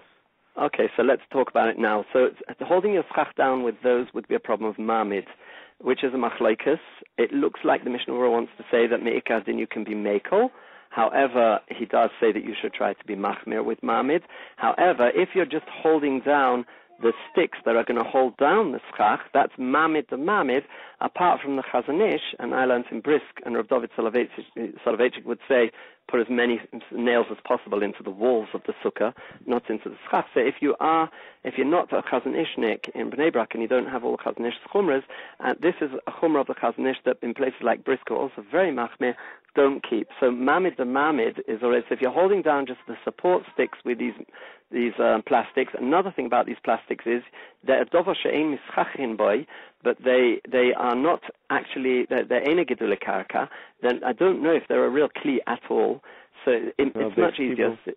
So if they don't have a base cable, but if you're holding down just a stick, Rabbi Yashav used to say that don't tie them too tightly, and that way they're not like nails, because nails, well again, it's if you're holding the schach down with it, it's easier, because nails is a problem of xeris koira and all of that. So anyway, it's probably not a big problem. So if you don't tie them very tight, it's okay. Certainly you can tie the support sticks down with these. What about the following eight? So a lot of a lot of times if you put the next eight is what I was going to say. Put a plank of wood. This is what brought me on to this. Put a plank of wood down on top of the Schach and then tie it down. And then tie it down. And if that plank of wood is going to stay there the whole Sukkah, then it's fine because you already have. And the idea would be that the plank of wood would be enough for Ruach Mitzuya, but you want to be extra safe for Ruach Sheina Mitzuya also. So you're using the or for whatever it is. You don't want it flapping around and waking you up in your sleep. Well, yeah. But here you're saying from the Rabbonim in Chicago, it's the other way around. You first had a mamid that's string, that is a problem, and then on top of that you put a plank of wood. It's probably the same thing, and you can always rely on your local Rabbonim. Just as somebody who's never thought of it, I would need time to think about that before I would say yes. This, of course, is all assuming that Gezeres Tikra doesn't apply with the Schach mats and that it's not. Well, if it's only used for fencing, so who's using it as a Tikra? And nobody's ever sitting on it, or laying on it, so then it's also not Thomas Medras. Okay. But some of the poskim were machmir to view any mat that's connected as one big piece and therefore bigger than Dalet Tzfachim and therefore subject to Gezeres Tikra. But for the most part, people are not so machmir about, are not machmir for such a shita, at least here. Okay, another issue again, also related to Sukkah. I realize. We haven't gotten to the other topics, and maybe we won't, but the Sukkah topics themselves are pretty fascinating. They sell Sukkah decorations here. I don't know if you probably do not have this problem in Eretz Yisrael, because most of the decorations in Eretz Yisrael are made for Sukkah decorations, but over here they sell all sorts of tinsel and things that are clearly made as decorations for non-Jews to use on their holidays. And that's the primary market. Okay, so I'll let you into the secret that many Yidden hang in their sukkahs these lights that go on and off. That we were used to seeing those on the tree in the other people's windows and certain times of the year. Yeah. Yes, they're all, everything's brought in from everywhere from China. Also, your Baruch Haba and even the pictures of the Rabbonim are also coming in from China nowadays. And of course, they bring this stuff in. They bring this stuff in from everywhere, and of course it's that. So there is halachas about candles that were deliberately made for the church. You know, obviously they knew the difference in those days. So they might not be osa, but there's an inyan of ma'us, that you don't want to use that for a Kodesh thing. So even though you may use it for your birthday party or for your regular lighting, but you don't want to use it for Shabbos lighting, which is a mitzvah. You don't want to use it for Hanukkah lighting. Also, kishut of a sukkah, which is a beautiful thing to decorate a mitzvah, the chiv of mitzvahs, but you don't want to use something that brings sometimes to mind, well, first of all, it's mos if it is used for avodah zarah, although many poskim say in the din of having a shutfus with a guy, and maybe he will swear by oisei ha'ish, that is not a problem because a guy is not mitzvah on shutfus, and these decorations are all for their shutfus. But there are many poskim who say that that there is real avodah zarah in that religion, and it would have an element of mos. There are also many people who can't forget things like the Crusades and the Inquisition and the Tachtat and the Continistan, and you can name many more down the generations. So these seeing things related to a religion which is supposed to be a religion of love and mercy, which we as Jews suffered so much down the generations. When we come to a very traditional festival, it's the older generation who still know what that is. The children who were in the monasteries during the war, some of them had a good time, but most of them really suffered. Like the people who still have a grandfather like that or whatever. So it is quite painful to see a mitzvah decorated with such things. But to go and say outright that it's osa, I don't mean, well, you all have shutzas with Christians, and maybe he'll have to come to church and swear in his New Testament. So the main shvur is not on Isaiah, and the shutfas might not be offer for a guy, so we found heterim. So to go and tell someone it's absolute isur and take that down, and a lady who's decorated her whole sukkah and her husband walks in with his chumras and shatters her, and she doesn't like this mitzvah anymore, that's not a good idea. So I wouldn't be meicher in the people who are doing it. On the other hand, to go and say that it's lechatchila and a wonderful thing to decorate with your sukkah with the klippus so that the Umas Ha'olam should come and be masharis and makashet our mitzvah, I'm not sure that's in line with what the poskim say about ma'us. Best to avoid if you can. That's what I would say. But, yeah. Okay, I just maybe I'll ask you just one more Sukkah question. It looks like we're not going to have time to get to everything else, but you were talking before about that which is a Beferish Gemara, Paskin din Shulchan Aruch, and that's how we Paskin Halacha. So there's a Beferish Gemara that on Shmini Atzeres, Yisuvi Yasvinan, Bruche Lo Mevarchinan, it's Paskin din Shulchan Aruch, and there's a huge segment of Klal Yisrael. I would even suggest a growing segment of Klal Yisrael, not just because Hasidim are growing, but more people are becoming Hasidim, at least Legabe this Inyan, that don't sit in Sukkah on Shmini Atzeres or have some sort of adjustment in terms of how they sit, just Kiddush in the Sukkah or something like that. Any thoughts on how to justify that? Okay, so again, we can't machavek minhagim of huge parts of Klal Yisrael. I remember my father was born and many tzaddikim u'kadoshim, of course, as well. Yeah, and they're not all Amaratzim, and they're medaktik b'halacha. The Hasid world is not Amaratzim anymore. They all have their yeshivas and kolelim, and they're steiging away together with the rest of Klal Yisrael and this affluent generation of intellectual affluence too. Yeah, so my father Shlita was born in Gateshead. His father was born in Gateshead about 120 years ago. Very funny. Gateshead would dance the Hakofas by night on Shmini Atzeres. They would also say Halal on Pesach night. They had to make psharas between the Hasidim and the Litzisha. So this is what they did. So they said Halal with a bracha on first night of Pesach. Or on first night, probably. Yeah, I'm here in Eretz Yisrael, so for about 30 years I haven't actually been any part of the Yom Tov Sheni. So obviously it's you have to forgetting has set in.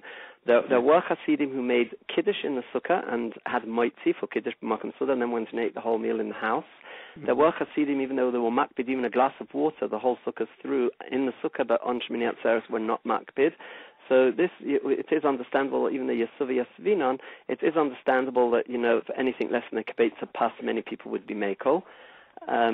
Even sleeping, even though the Gemara says you don't sleep there, but the Talmidei Hagra and all of their Talmidims nowadays do actually sleep in the Sukkah. Reb Chaim Pinchas Scheinberg, who he went to America a lot, here in his Sukkah in Yerushalayim, he held it was not latest to sleep in the Sukkah on Shmini Atzeres, and his Chutz La'aretz Talmidim would actually sleep in the Sukkah. Rosh Zalman held not that way. Rosh Zalman held that even B'nai Chutz La'aretz in Eretz Yisrael shouldn't be in Sukkah on Shmini Atzeres, no? Yeah. So this is, I'm just telling you, Rav Scheinberg in Rechov Sorotsky in Ponim Iris, his Talmidim slept in the yeshiva Sukkah because he held like the Gra, and they would even sleep in the Sukkah on Shmini Atzeres here in Yerushalayim. So that's now another thing in this country before Shmini Atzeres, you're going to have all the batim for Kriyas HaTorah and all the kiddushim. So you're going to use the shuls are going to be using their sukkahs for eating on Simchas Torah. We don't have Shmini Atzeres. We just have Shmini Atzeres Simchas Torah in one. So what they do is right before Shkia, they actually go to the corner of the sukkah and unroll one of the Schach mats and leave so then they puzzle the sukkah. Now you don't have that in America, so even on Simchas Torah you've got a problem. What are we going to do if the shul wants to make a kiddush in the sukkah? So it's a very common issue here, by the way. Right. First of all, you could leave a garbage can in or something like that. Right. So you could bring a garbage can in, but I don't know if you want to have a garbage can by your sukkah. But a klisha melachta le'isa on Shabbos, like a big pot that you cook, a dirty pot, that you would be able to bring into the sukkah. It's not muktzah on Yom Tov because you can cook on Yom Tov. So you could bring a garbage can or you could bring something in. Yeah, it would be better to actually puzzle the schach if you could put the dach down, if you have a rain roof on top of your schach, or unroll a plastic. And if there's a tefach between the schach and the plastic, unroll a tefach from Erev Yom Tov. And just to be clear for the listeners, I mean, the concern over here is baltosif, that to sim sukkah the day after the mitzvah's over, it's samuch to the mitzvah, so it would be baltosif. Just to be clear. Now, if you're mechavan, if it's shalobis money is a big kula in baltosif, and if you're mechavan not lotzis, it's baltosif. But in a kehillah thing, you would want to passel the sukkah or bring in a dirty pot which doesn't actually passel the sukkah, or put down the plastic roof which protects it from rain or something, and that would passel the sukkah. That's for Simchas Torah. Shmini Atzeres, I'm not really from Chutz La'aretz, and I would say that everybody should do what their minig is, and you have to when you're in a place, when in Rome, do as the Romans. In other words, there's a perek in Psachim of Mokim Shenagu Al Yeshana Mimirin Kamokim Ne'amachleikas. So wherever you are, you should be doing what the local people do. Yeah, and what's most common over here is that there is no minhag hamakom. What you have very often is people come from different backgrounds, and those who come from a Hasidic background, even if they don't wear the full Hasidic garb and, the Streimel and the Beksha and everything, but they're, the Babis and Zaydis and everything, were Hasidim, they won't sit in Sukkah and Shmini Atzeres. And those who come from more Litvish backgrounds will sit in Sukkah and Shmini Atzeres. Or those who are intellectually more Litvish. But the Shailah then comes up. But then the Shailah comes up, if I sit in Sukkah and Shmini Atzeres, like the Psak and the Shulchan Aruch, and I eat by my neighbor who's a Chassid, to what extent? So obviously, Yisha, this is what we're saying. Al Yeshana Mitnei Machlokes. It is. If it's mamish osa, then you shouldn't be. You're talking to someone who doesn't know what Yom Tov Sheni is. I traveled to England once on the second day Shavuos, and I waited in the airport for Shkia to take her, not to go through the Frum area in a taxi on Yom Tov.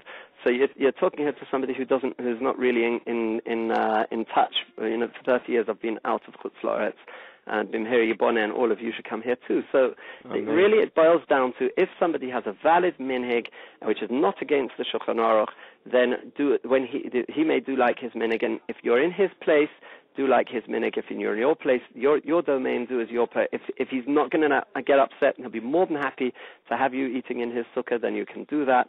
But if it's going to cause disruption, it's going to cause machloikas, it's going to cause people to get upset, then any risk of making people upset, al yeshana mitnei machloikas.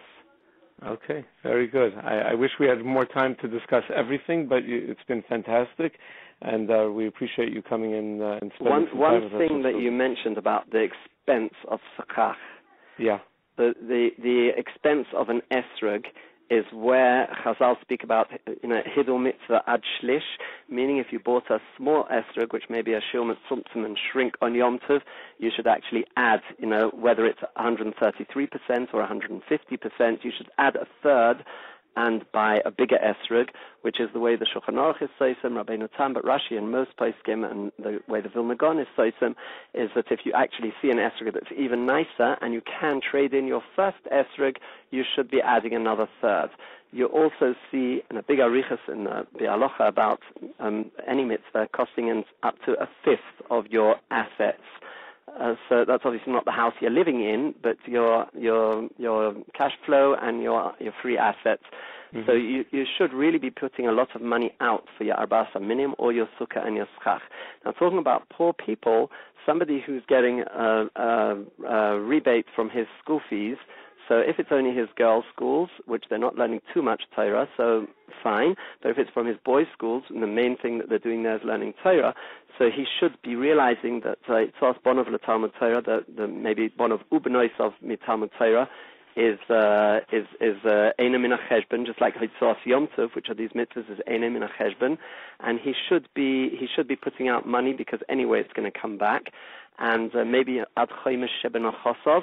But this is a much bigger conversation, because to the extent that he's getting a rebate, it means that he's taking tzedakah. So we're talking, meaning someone's paying that money. So somebody once came over to me in Mir with a shayla and a mezuzah, and I told him that if you're the kind of person who eats out with your wife, once a week or once in 2 weeks, $100 meal, then you should put out $100 for a new mezuzah. But if you're the kind of person who never eats out like that, and you're living on the bread line, bread and milk, so then this mezuzah is fine for you. Yeah, as he went away, the person sitting next to me said, yeah, he's putting out $100 every other night. Yeah. I think by mezuzah grad, the Minchas Chinuch says that because it's a mitzvah that's every second of every day, hamevazes doesn't even apply to a mitzvah like mezuzah. Meaning it's not like Daled Minim in Tavishin Vav where hamevazes is a one-time mitzvah, but something that's like a constant over and over again. Yes, it's true. Mitzvah is veres. Okay, but there's a Rabbeinu Tam. If it's rolled up and you don't see it, there's no. Okay, at the end of the day, talking about being Mahadeh, it's a long conversation. There are people who, like when they get a new kitchen, like we were saying before, when they go on holiday, when they're going to eat a meal, they put out a lot of money and everything has to be tip-top, and then when it gets to school fees, they're asking for a reduction. So if that's how much they're machshev, their children's Talmud Torah, what do you expect of the of the children. Yeah, I just don't like to be so accusatory of Klal. Yeah. On the other hand, there are a lot of people that really need. There are a lot of people I was going to get to the other side. The Gemara says that you should always be zohir ba'aniyim because mehem teitzei Torah. There are those people who are putting out the lemechza lishlish or revere, the school fees, as much as they can afford, and their children see that how tough it is, and they're still paying the fees, and they're not going on holidays, and they're not buying fancy things, and they really don't care about gashmis things, and they just don't have enough money for school fees. So those people, when it gets to Arba Minim, also people should realize what the Mishnah Berurah does bring in this Hidul Mitzvah Shlish and Adchei Misha B'Moina. This is the money that you take with you to Olam Haba. So a person should not be being, let's call it mezalzel mitzvahs, be cheap when it gets to doing mitzvahs, and being expensive when it gets to Olam Hazeh. On the other hand, if he just hasn't got, and he has learnt Hilchos Lulav and Esrog, and he really wants to be Mahada, I don't think he needs a $500 Esrog. I think he can get away with a $60, $70 Esrog. I don't know what your price range is over there. Also, here in Eretz Yisrael, on Erev Yom Tov, you could, I usually go to the Shuk and get 10 beautiful sets, which would have cost me a few hundred shekel each a few days earlier. So there are different, I don't know if everybody is capable of that, I don't know how it works in Chutzlaret. But at the end of the day, he could look for eitzes to get something more, but there is Sefer Hasidim that the B'kei Yosef brings in Hilchos Tzedakah, which is brought down by the poskim, that somebody who has debts that he's not able to pay on time should not be, splashing out loads of money on tzedakah. So it would, presumably the Adchei Misha ben Chosov, which is a parallel sugya to tzedakah and to mitzvahs or mitzvah veres, as you're saying. So presumably this would be the same over here. If you've got debts, and I see school fees, Hitzas Bonov L'Talmud Torah as a big debt, and although it's both Hitzas Yom Tov and Hitzas Bonov L'Talmud Torah over here, it's all going to come back anyway from HaKadosh Baruch Hu, but somebody who, like Levuah Laiva Ani Efre, is only if you have a feasible program of how you're going to repay. So somebody who is splashing out on Gashmis and all of a sudden turns to Ruchnius and looks for reductions, and now wants a fancy esrog with wouldn't think of an esrog with bletlach on it, which is perfectly mahuda just because of his peer pressure. So that's a problem. But he has a problem with his whole being. He should yelech Yitzchok Chachomim v'Yilmad, how he's really supposed to be act, and each one has his stage of growth. And Baruch Hashem, he is at least feels pride in mitzvahs, which is also a chosh v'mayla. But if he really hasn't got, and he gets a reduction in school, but he really wants to be mahada b'mitzvahs, we're not going to deprive him of that hidur. Just he should keep it to the minimum hidur, and not go for the most fantastic, extravagant hidurim. Right. Okay. Thank you very much. I really appreciate your time, and I think this was fascinating, and I think people gained a tremendous amount from it. So we so appreciate you sharing your wisdom and your immense knowledge. Thank you, and good Shabbos and good Yom Tov to everybody. Good Shabbos and good Yom Tov.